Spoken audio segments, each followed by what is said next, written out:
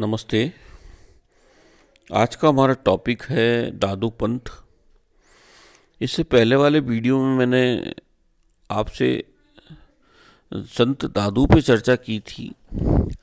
उनके जो जीवन था, उनका जो जीवन दर्शन था, उनके सिद्धांत थे और उनके सिद्धांतों का, उपदेशों का दार्शनिक व साधना पक्ष हमने देखा। अब आज हम देखें कि दादू पंथ क्या है। दादू भी कबीर की भांति अलग पंथ स्थापित नहीं करना चाहते थे, पर उनसे दीक्षा प्राप्त शिष्यों ने उनके जीवन काल में ही उनके विचारों के आधार पर उनको खुद को दादू पंथ की संज्ञा दी और वे सब दादू पंथी कहलाए। दादू पंथी के बारे में हम देखते हैं कि राघव दास ने अपनी भक्ति माला में उनके 152 शिष्यों का उल्लेख किया। इसके विपरीत गोपाल ने जन्म नीला पर्ची में इनकी 52 संख्या दी है। स्वामी मंगलदास जी ने 100 शिष्यों को एकांतवासी बताया और 52 शिष्यों को प्रमुख बताया।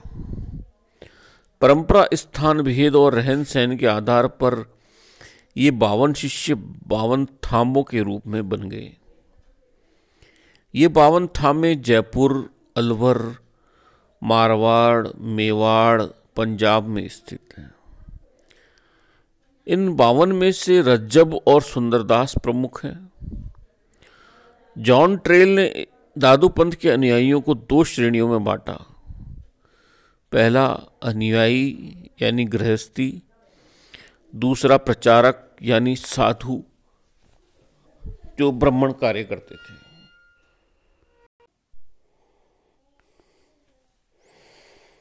ये 52 थांबे जो थे, इनमें से रज्जब और सुंदरदास जी जो थे ये प्रमुख थे। और दादू के ब्रह्मलीन होने के बाद नरेना की गद्दी पर उनके प्रमुख शिष्य महंत करीबदास जी बैठे।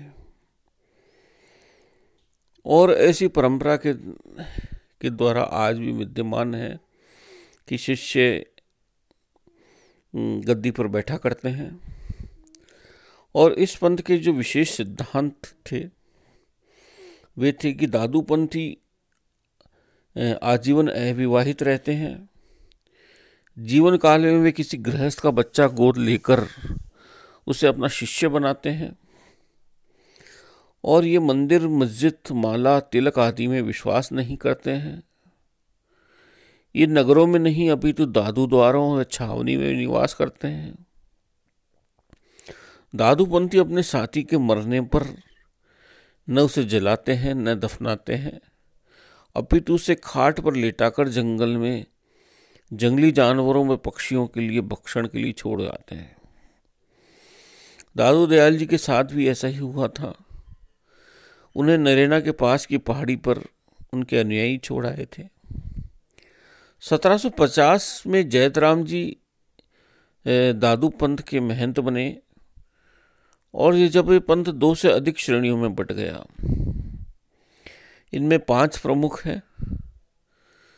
पहला खालसा, दूसरा नागा, तीसरा उत्तराड़ी, चौथा विरक्त और 5वां खाकी। खालसा पंथ वाले जो थे दादू पंथी, उनकी जो मूल गद्दी थी वह नरेना में थी।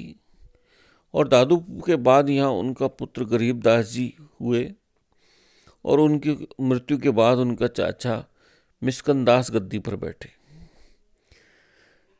यह पंथ खालसा कहलाया। ये कानों तक टोपी पहनते थे, चोला धारण करते थे, भिक्षा मांगते थे, कुछ साधु तपस्या करते। वस्त्र धारण न करके इन्होंने केवल कोपीन धारण की। अभी ये धोती कुर्ता भी पहनने लगे हैं। नागा जो इसमें पंथ था, दादू पंथ का नागा संप्रदाय, इसके संस्थापक सुंदरदास जी थे जो क्षत्रिय थे। इस संप्रदाय के लोग सेना में भर्ती होना पसंद करते थे, छावनियों में ये निवास करते थे, तलवार चलाने में चतुर होते थे। राजस्थान के राजाओं ने इन्हें अपनी सेना में भर्ती किया। ये सफ़ेद साफा, सफ़ेद लुंगी, सफ़ेद कुर्ता पहनते थे। इनकी सैन्य टुकड़ी नागा फौज कहलाती थी। जयपुर रियासत में नागाओं की सेना थी। इनकी छावनियाँ कई स्थानों पर थी। सवाई जयसिंह ने नागाओं की सेना गठित करने में विशेष रुचि ली थी। तीसरा संप्रदाय जो दादू पंथ का था वह उत्तराड़ी था। दादू के शिष्य बनारसी दास जी ने उनकी मृत्यु होने के बाद हरियाणा चले गए और हरियाणा पंजाब में इनके शिष्य रहे। उत्तर की ओर जाने के कारण ये उत्तराड़ी कहलाए। राज्य के संरक्षण में इनके पास पर्याप्त भूमि आई और ये समृद्ध हो गए। आज भी हिसार, दिल्ली, भटिंडा, पटियाला में ये लोग हैं और समृद्ध होने के कारण ये पैसे का लेन देन भी किया करते हैं। चौथा संप्रदाय विरक्त संप्रदाय था। ये भ्रमणशील होते हैं और तपस्या करते हैं।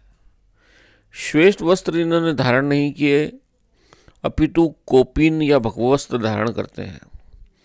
ये केवल वर्षा ऋतु में एक जगह ठहरते हैं। ये अपने साथ कुछ पुस्तकें, भिक्षा, पानी के पात्र रखते हैं।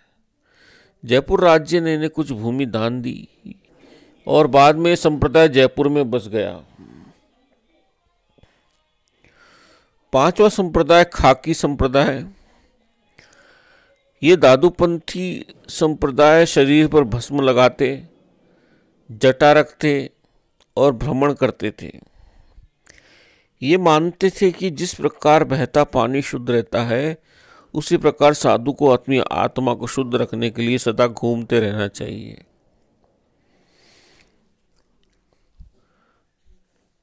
दादू दयाल जी के प्रवचन और भाव उनकी 3000 वाणियों में उपलब्ध हैं।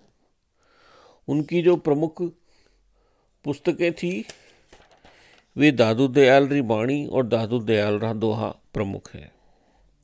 धन्यवाद।